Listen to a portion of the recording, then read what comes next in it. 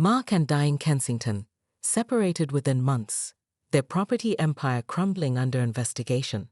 Jessica's attempt to reconcile with Mark failed spectacularly when he blamed her for leaving digital evidence of their scheme. She eventually moved to another state, telling mutual friends she couldn't bear the humiliation of how thoroughly she'd been outplayed. Thomas eventually renovated his home rather than selling, adding a custom pig habitat that won a Sustainable Architecture Award. The new HOA board, led by previously intimidated neighbors, created a property rights protection clause in their covenant, specifically prohibiting the tactics Diane had employed. His security consulting business thrived with new corporate clients who had heard the story of how he methodically dismantled a sophisticated real estate fraud scheme. Among these clients was a landscape architect specializing in permaculture design, who first came to consult on truffle cultivation, but stayed for dinner, and eventually for good.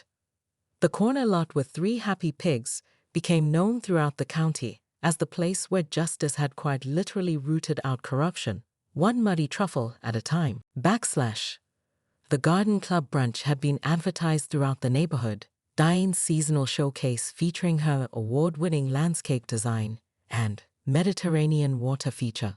The invitation pointedly mentioned the event would take place in the newly expanded Eastern Garden, squarely on Thomas's property. Thomas chose this date for his counterstrike. As caterers arranged delicate pastries and mimosa stations on his land, he appeared with animal transport crates and official-looking documentation. "Good morning," he called cheerfully to the assembled Garden Club members. "So nice of you all to gather on my property. I've brought some special guests for the occasion." Before Diane could respond, Thomas released 3 mud-loving potbelly pigs, each wearing custom vests labeled Emotional Support Animal and adorned with American flag patches. He'd spent weeks training them to respond to specific comments, including "find the truffles," which sent them rooting enthusiastically through fresh soil. "Vincent, Pablo, and Frida are helping with my new sustainable garden concept," Thomas announced to the horrified crowd as the pigs churned through Diane's imported tulips. When Diane lunged toward the animals, Thomas activated his phone app.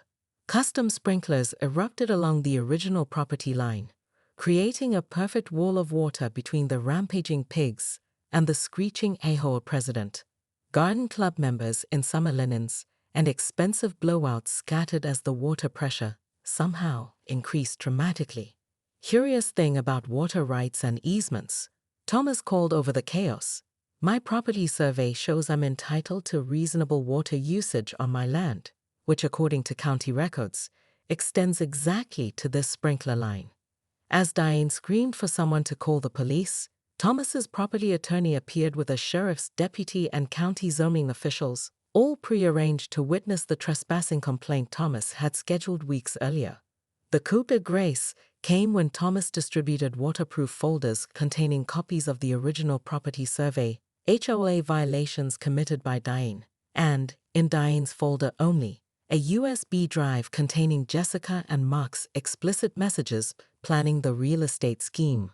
"I believe this concludes today's demonstration of proper property maintenance," Thomas said calmly as the pigs trotted obediently to his side.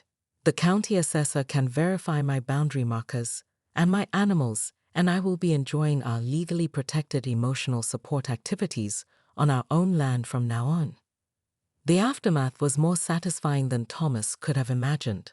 The sheriff's documentation of Diane's illegal property encroachment led to an emergency HOA board meeting where 3 members resigned rather than face potential liability. Diane's previous boundary adjustments came under scrutiny by county officials, freezing Mark's investment properties in legal limbo. Jessica returned home to find her suitcases packed neatly in the driveway, alongside printed copies of her text messages with the Kensingtons, her belongings from Mark's apartment, and divorce papers citing fraud and conspiracy. "The locks have been changed," Thomas informed her through the home security system speaker. "Your attorney can contact mine regarding property division." Diane's Garden Club credibility collapsed when photos of her designer outfit, drenched by sprinklers, while chasing pigs went viral on neighborhood social media. Her attempts to rally HOA support backfired when Thomas's documentation revealed she had been selectively enforcing rules against homeowners who refused to sell to Mark's investment group. The pigs became neighborhood celebrities. Thomas built them a proper sty with a viewing platform where local children could safely watch their antics. He planted a genuine truffle garden in the reclaimed portion of his yard, a variety that flourished in their region's climate, and eventually started a small business selling Justice truffles to high-end restaurants. Mark and Diane Kensington separated within months, their property empire crumbling under investigation. Jessica's attempt to reconcile with Mark failed spectacularly when he blamed her for leaving digital evidence of their scheme. She eventually moved to another state, telling mutual friends she couldn't bear the humiliation of how thoroughly she'd been outplayed. Thomas eventually renovated his home rather than selling, adding a custom pig habitat that won a Sustainable Architecture Award. The new HOA board, led by previously intimidated neighbors, created a property rights protection clause in their covenant, specifically prohibiting the tactics Diane had employed. His security consulting business thrived with new corporate clients who had heard the story of how he methodically dismantled a sophisticated real estate fraud scheme. Among these clients was a landscape architect specializing in permaculture design, who first came to consult on truffle cultivation, but stayed for dinner, and eventually for good. The corner lot with 3 happy pigs became known throughout the county as the place where justice had quite literally rooted out corruption, one muddy truffle at a time. Thomas Morgan's corner lot home was his sanctuary minus 3,200 square feet of craftsman-style charm, with a yard that sloped gently toward a protected wetland area. As a cybersecurity consultant who spent his days battling digital intruders, he cherished the peaceful physical boundaries of his property. The previous HOA president had been reasonable, even approving Thomas's discreet vegetable garden, despite the neighborhood's preference for manicured lawns.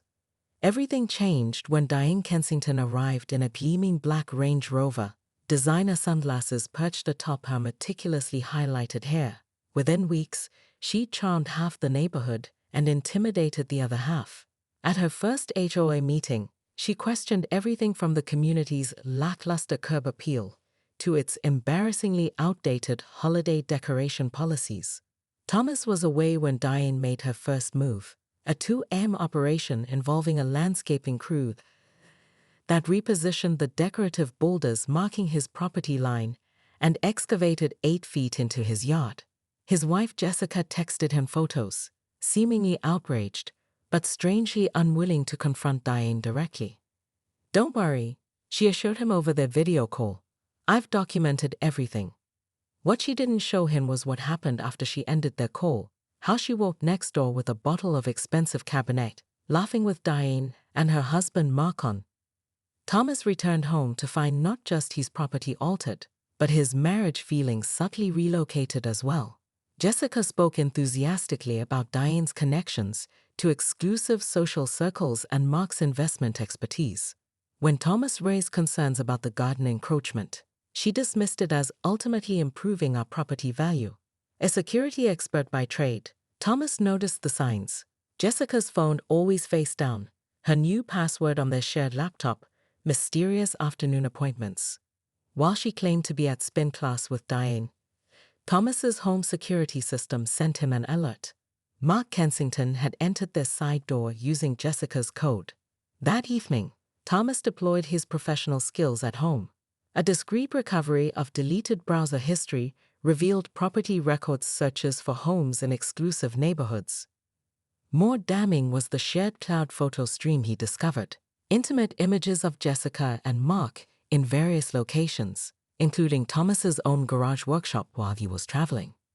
Most shocking was a 3-way chat between Jessica, Mark, and Diane discussing their exit strategy.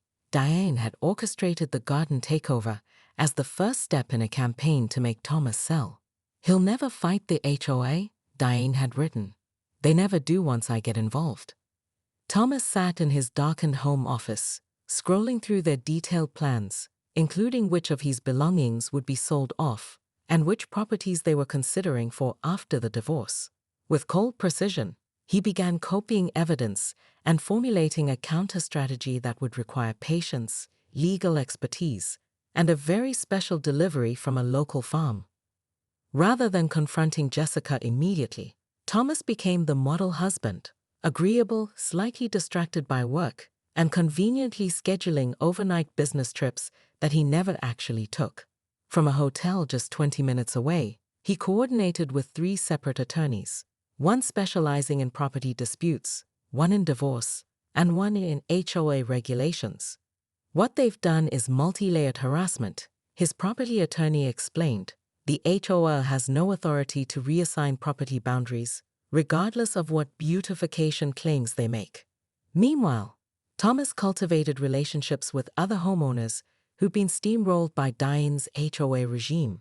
He discovered 5 previous cases of boundary adjustments that had forced residents to sell under market value, properties later purchased by LLCs with obscured ownership that his research traced back to Mark Kensington's investment group. The scheme was broader than just an affair. It was real estate fraud, using the HOA as a weapon. Thomas's preparation was meticulous. He had his property professionally surveyed, installed geofenced water systems along his actual boundary lines, and secured permits for emotional support animals based on the extreme stress caused by the HOA harassment, documented by a therapist who specialized in property dispute trauma, who knew such a specialty existed. At home, he began casually mentioning feeling overwhelmed by the neighborhood drama and wondering if moving might be easier after all. Jessica took the bait, immediately texting Mark from the bathroom. "He's breaking. Time to increase pressure." The following week, Diane sent a certified letter citing Thomas for unauthorized native plantings in his backyard, plants that had been there for 5 years. The HOA fines were set,